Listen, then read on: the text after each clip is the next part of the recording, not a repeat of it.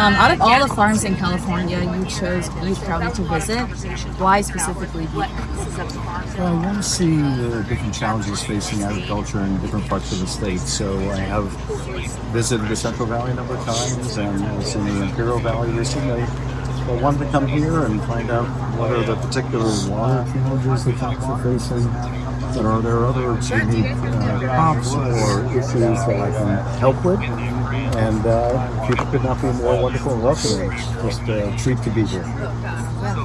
And your first 100 days just happened yesterday, right? Yes. Okay. So can you talk to the viewers a little bit about what you've achieved so far in the 100 days?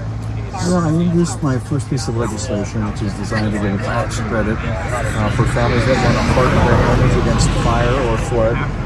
In Southern California, part of my district, during my first few weeks in office, we had those terrible fires, and I wanted to do something to try to help people recover and rebuild. And I've also taken the last couple of months to travel around the state, introduce myself to people, get to know different industries. I'm the first California senator on the Ag Committee in over 30 years. And it's been totally fascinating to visit farmers all over the state and learn about the challenges that people are facing. But I've also taken the time to really get to know my colleagues in the Senate. Almost nothing gets done in the Senate unless it's on a bipartisan basis, and developing those relationships is really important. So this has been the focus of mine over the first 3 months in office. Wow. So in all of that time, no senator has been on the Ag Committee. What drew you to join? We are the number one agriculture producing state in the union. It was astounding to me that it's been decades since we had a representative on the committee that handles agriculture issues. So I requested to be assigned to the committee. I was lucky to get on. I worked very well with the chairman of the committee and our ranking member, and I'm ready to partner with Doug here and work together on and try to improve the quality of life and address some of the cost of living and the challenges that the agriculture community are facing. I'm also looking forward to visiting the university here and having a chance to talk to kids at college. In today's political climate, there's so much divisiveness. How are you planning to come together with Doug LaMalfa, even though you guys may have different political views, and work on this farm initiative? So what I've learned in Congress is that sometimes you just compartmentalize things. You decide, okay, we're going to work together on these issues. We might disagree on these other issues, but that shouldn't stop us from getting things done here. So that's my point of view. I think Doug shares the same point of view, and I'm sure there are a lot of things that we can do that will help the district and help the farming community also.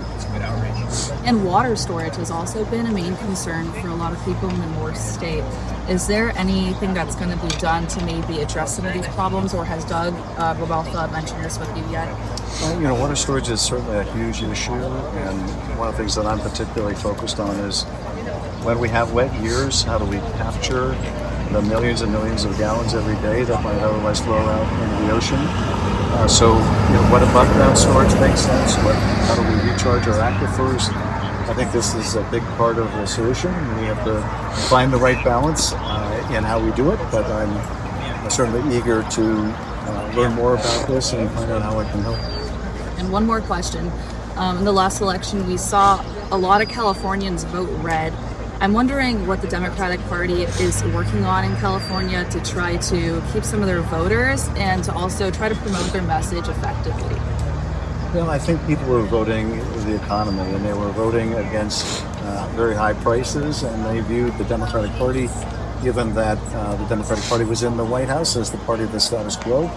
So they were voting, like many did around the world, against the status quo. We haven't seen much relief in terms of prices. In fact, they've continued to go up, and some of these tariffs are going to push prices even further up. I think Democrats have an opportunity to make the case that that status quo, that new status quo, is really not helping, and that we have a better economic plan in terms of how to address the high cost of living.